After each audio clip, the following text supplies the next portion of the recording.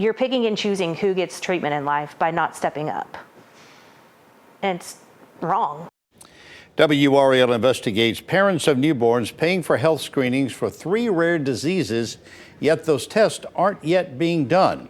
Now, North Carolina led the way in newborn screenings in the 90s, and right now, babies are tested for dozens of disorders and diseases. A new state law approved last year expanded the list by 3 conditions, but those tests are still not happening. WRAL Investigates' Cullen Browder is here with more on this potentially deadly delay. Cullen? Well, Deborah and David, these tests are important because some conditions, if not caught early, can be deadly for babies. Higher fees for testing went into place last summer, but some doctors and parents are frustrated that the new screening may not start until next year. Georgia Jacobson and her family moved to North Carolina to be close to the medical expertise here at Duke.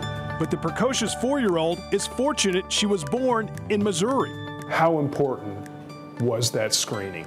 It saved her life. Mother Carrie Jacobson says the Show Me State was the first in the country to include the rare disease Pompe in newborn screening.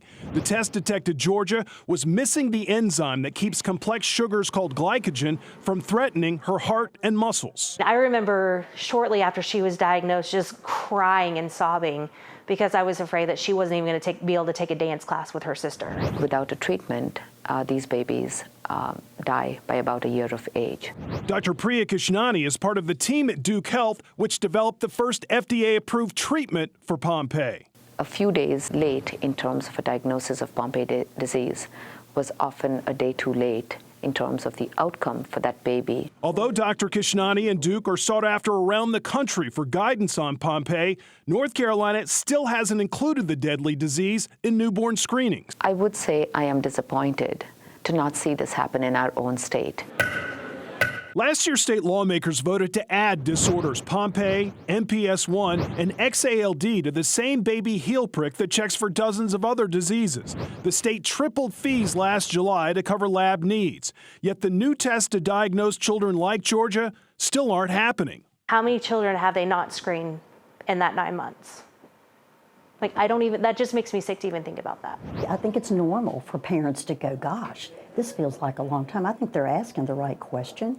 I just think the answer can be, it takes time to set up a quality program. And State Representative Gail Adcock, a nurse practitioner, co-sponsored the bill that added the new screening. Like WRAL Investigates, she reached out to DHHS about the delay. A spokeswoman told us the agency is still hiring and training staff, implementing lab protocols, and conducting pilot studies. And I was satisfied with their answers. And so there's a lot of infrastructure that has to be put into place beyond just doing a test. DHHS predicts screening for XALD should be ready by December. The other diseases, March, more than a year and a half after approval. It makes me mad. When Missouri started screening, they didn't have their lab set up and ready to run either. So they shipped a lot of the samples to a lab in New York. Not to be able to do it in my own state. You can understand my emotion.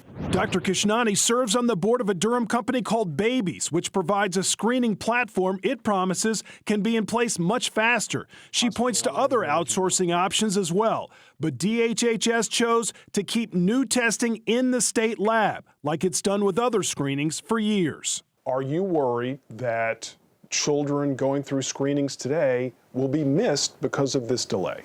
Well, what I would say to you is before this law was passed, there were children who were born every day. Of course they were missed. But now we have a heightened sense of we can do something about it. Georgia got that diagnosis by 5 weeks of age. She comes to Duke every 2 weeks to get life-saving enzyme replacement. And we saw a huge increase in her energy and mobility. I mean, she can walk, she can talk, she can do just about anything that you want her to do. But Georgia's mom worries other children aren't getting that chance while screening remains on hold. There's always going to be bumps in the road, but since she got diagnosed early, we have the capabilities of making sure she has the best life possible. And I would want that for every child, not just my own.